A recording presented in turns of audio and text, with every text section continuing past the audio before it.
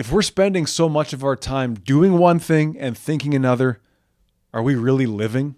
We grab our phone first thing in the morning. We rush to work, rush to school, rush to do nothing. All the while thinking about the past, other people, or the scariest future imaginable. All our life, distracted by technology, distracted by our own thoughts. Are we really living? Or are we half in and half out?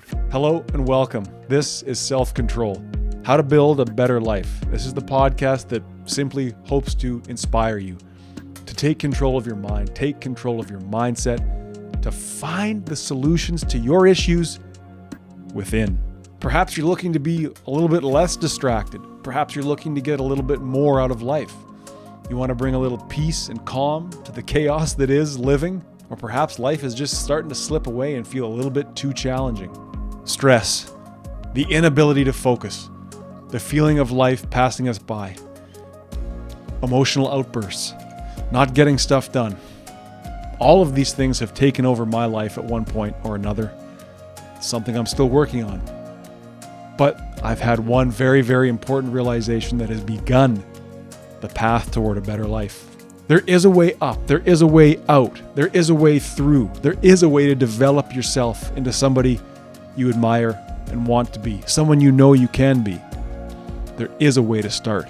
And you know me, or maybe you don't, but I'm not here to sell you anything. I'm not here to give you a course or some mumbo jumbo that you can go and tell all your friends without fully understanding. These old patterns of distraction, these intrusive thoughts that rule our emotion, that rule the way we see life, they can be improved today. They are an invitation to begin mindfulness.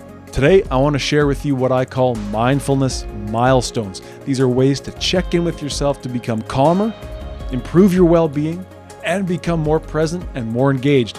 So this is a great episode to listen to if you are aware of what mindfulness is. You maybe have a mindfulness practice. You have some understanding of how you don't want to be as distracted, you don't want to be as unfocused, and you don't want your thoughts to rule your life. So I think this is a great episode to watch if you're aware of what mindfulness is. Perhaps you're trying to work on your distraction, work on your focus, work on controlling your thoughts.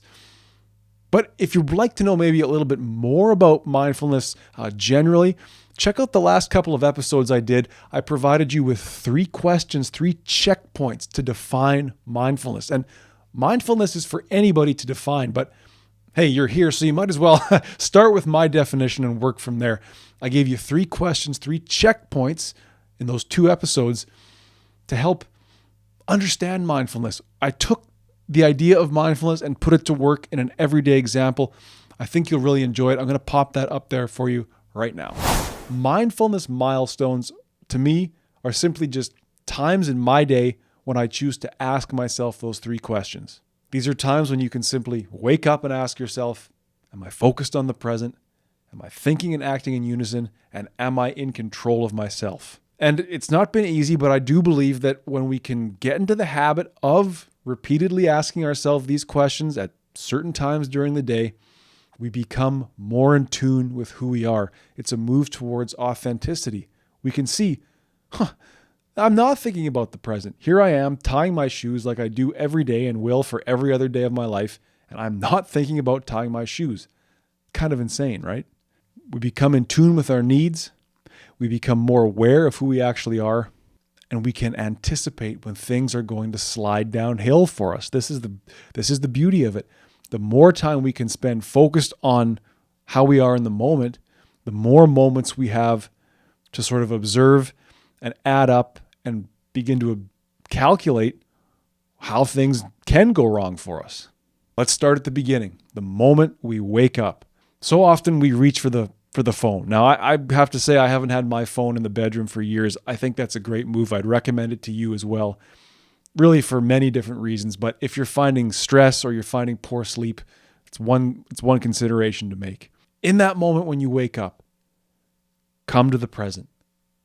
Now, you may have just woken up from a crazy dream, or you may wake up and immediately start thinking about all the things you have to do. It's understandable. But if you have time to lay there and worry, if you have time to lay there and stare at the phone, do you not have time then to lay there and just think about how you feel? Maybe stretch, take control of that breathing. That moment, if there's time, can be a great way to start the day. Now, if you start the day on the phone with other people's opinions and email and bad news, what kind of a day waits for us when we elevate our cortisol and blast ourselves with blinding white light? I can't see it as being a good start to the day. And again, you may have reason to have your phone in the bedroom. You may need to look at the phone first thing in the morning. This is not coming from a place of judgment.